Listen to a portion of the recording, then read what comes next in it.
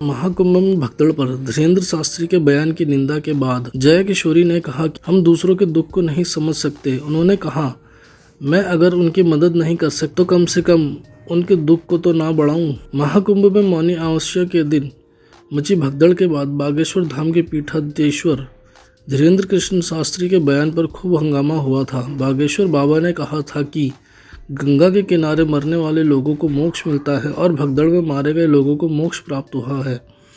उनके इस बयान की कई लोगों ने निंदा की और शंकराचार्य ने भी इस पर पलटवार किया था।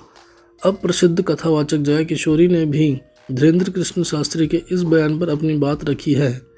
जया किशोरी ने कहा कि जिनके परिवार के साथ हुआ वो हम नहीं समझ सकते। जब तक हमारे परिवारों के साथ नहीं होता हम वो दुख नहीं समझ सकते। जया किशोरी जी एक समिट में पहुंची थी। यहाँ उनसे धीरेन्द्र कृष्ण शास्त्री के इस विवादित बयान पर उनकी राय मांगी गई। इस पर जया किशोरी ने कहा, मैं किसी और के बयान पर ओपिनियन नहीं देती और मेरा बयान यही है कि उन्होंने किस विचार से ये बात कही।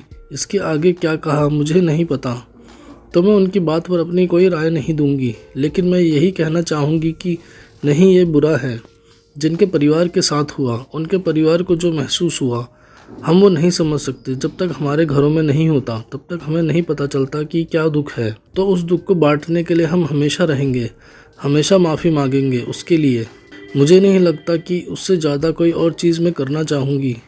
मैं अगर उनकी मदद नहीं कर सकती तो कम से कम उनके दुख को तो ना बढ़ाऊँ। बता दें कि महाकुंभ में अपने इस बयान पर हुई आलोचना के बाद धीरेन्द्र शास्त्री ने कहा था कि उनके बयान को गलत समझा गया है और उन्हें दुख है कि लोग इस घटना से दुखी हैं। वहीं जया किशोरी ने महाकुंभ पर बात करते हुए कहा, इस बार कुंभ में जो जन सैलाब उमड़ा उसने सिद्ध कर दिया कि सनातन धर्म की लहर पूरी दुनिया में फिर से उठ रही है। लाखों श्रद्धालु वहां पहुंचे, जिससे यह स्पष्ट हो गया कि भारत में आध्यात्मिकता और धर्म की जड़ें कितनी गहरी हैं। ऐसी तमाम जानकारियों के लिए मोक्ष चैनल को सब्सक्राइब कर दें, बेल आइकन को भी ज़रूर दबा दें ताकि आपसे कोई भी महत्वपूर्ण जानकारी ना छूटे और साथ ही साथ हर एक वीडियो को नोटिफिकेशन आप तक पहुंचे। कोई शिकायत या सजेशन देना चाहते हो तो नीचे कमेंट सेक्शन के माध्यम से दें।